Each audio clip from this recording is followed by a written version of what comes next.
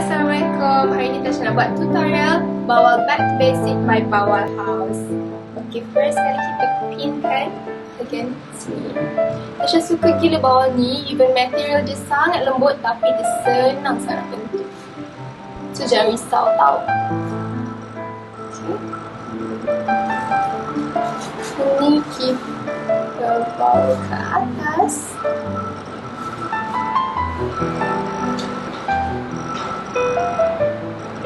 And pin kan bahagian atas.